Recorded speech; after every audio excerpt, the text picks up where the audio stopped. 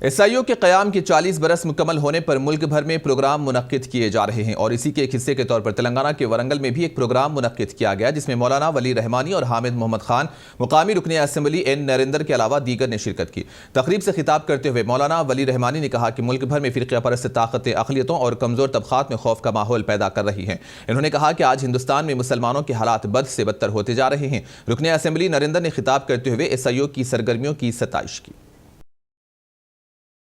Student మంచిగా చదువుకోవాలి, మంచి భవిష్యత్తు ఏర్పరచుకోవాలి. విద్యార్థి దశలో మంచిగా చదువుకొని మంచి భవిష్యత్తును ఏర్పాటు చేసుకుంటే రేపు దేశానికి మంచి జరుగుతుందనే ఎస్ఐఓ ఒక ప్రధానమైనటువంటి లక్ష్యంగా 40 సంవత్సరాల నుంచి వారు పనిచేయడం జరుగుతుంది. మరి 40 సంవత్సరాల నుంచి ఎక్కడైనా కానీ ఎస్ఐఓ మంచి మాత్రమే చెప్పింది, చెడు అయితే కూడా అంతే నిర్మోహమాటంగా మీరు చెడు మార్గంలో పోతున్నారు, అలా వెళ్ళకూడదని కూడా అంతే నిర్మోహమాటంగా ఎస్ఐఓ చెప్పిన సందర్భాలు చాలా ఉన్నాయని కూడా ఈ సందర్భంగా మనం ఒకసారి గుర్తు చేసుకోవడం జరుగుతుంది.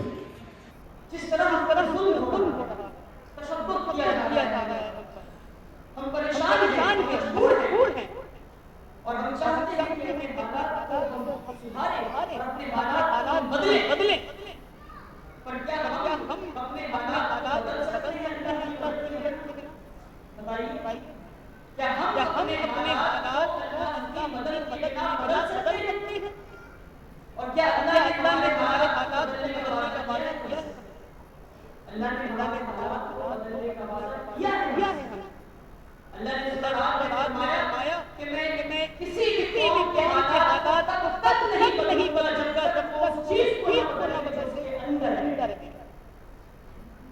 इन्नल्लाह ला युग़य्यिरु मा बिक़ौमिन इन्नल्लाह ला युग़य्यिरु मा बिक़ौमिन कि मैं उस कौम की हालत को तब नहीं